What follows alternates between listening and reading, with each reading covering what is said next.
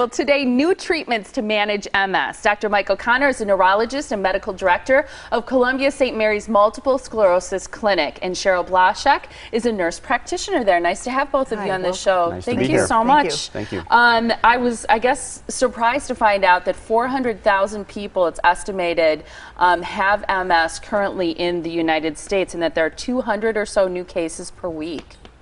You know, that's true. Actually, those numbers are probably a significant underestimation. I think those numbers came out from the mid-70s. I wouldn't be surprised if it's 600,000 people in the United States that have MS. And so many more in the northern part of the United States where we live. Are they still finding that there may be a connection between vitamin D levels and where we live, not getting enough sunshine? You know, it might have to do with sun exposure, but it's certainly, there's a connection with vitamin D levels. That has been proven.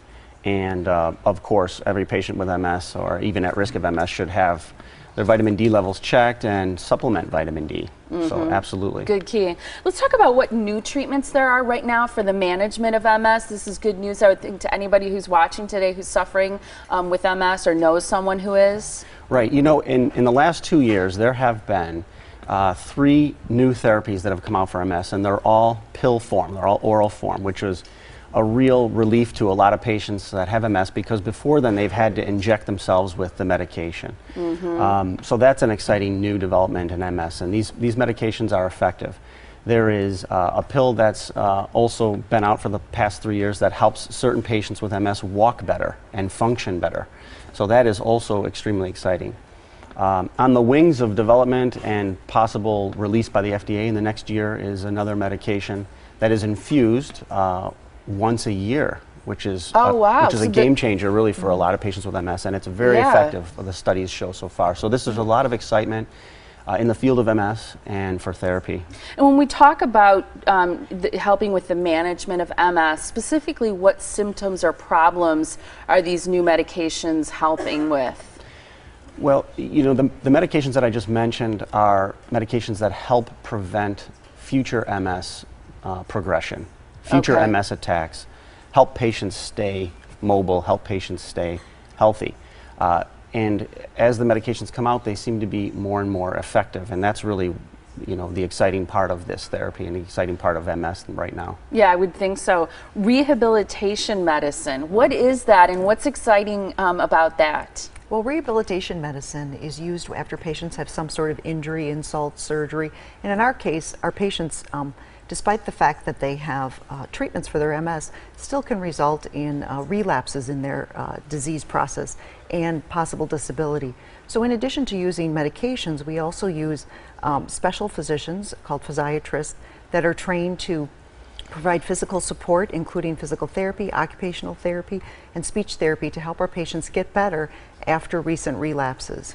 I bet you've seen some great examples of patients feeling better and having more mobility, and that's very encouraging in your line of work. Yeah, absolutely. And that's why we use rehab medicine in conjunction with the medications and treatments and such. It's a big part of getting people physically better, physically active, and keeping them engaged in their lives. When I think the better they feel physically, the better they are emotionally, spiritually, mentally. And I wonder about what you see as being some of the most important components of what you really consider to be a comprehensive MS clinic. You know, a comprehensive MS clinic includes a lot of different subspecialties. So it's not just Cheryl and I diagnosing someone with multiple sclerosis and then advising them on what types of medications they may take specifically for multiple sclerosis. But, you know, a comprehensive center then would include subspecialties in pain management or urology. A lot of patients with MS have urinary bladder spasticity, and that needs to be dealt with by specialists. One of the fields of the subspecialty that we work with that we're very pleased to have is Sacred Heart Rehabilitation, which is excuse me, affiliated with Columbia St. Mary's. And that is where the physiatrists come in with the physical therapists, occupational therapists, speech language pathologists, even a neuropsychologist for, you know, the emotional and cognitive aspect of MS.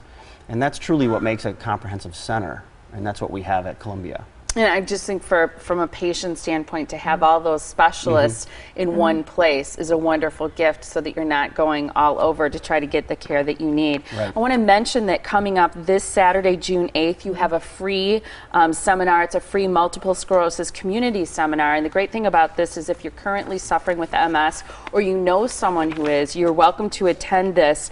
It's a free lecture to learn more about new therapies for treating MS and its symptoms, to understand the role really of the rehabilitation medicine that you mentioned, as well as spasticity management, and to identify specific interventions from physical therapy, the occupational therapy you mentioned, and speech therapy too. So that again is happening Saturday, June 8th. It's at the Water Tower Medical Commons, which is located on North Lake Drive in Milwaukee. It's the first floor conference room. And to register again for this free community lecture, what you need to do is call 414-963-WELL or 9355 to register, and there's that number there at the bottom of the screen.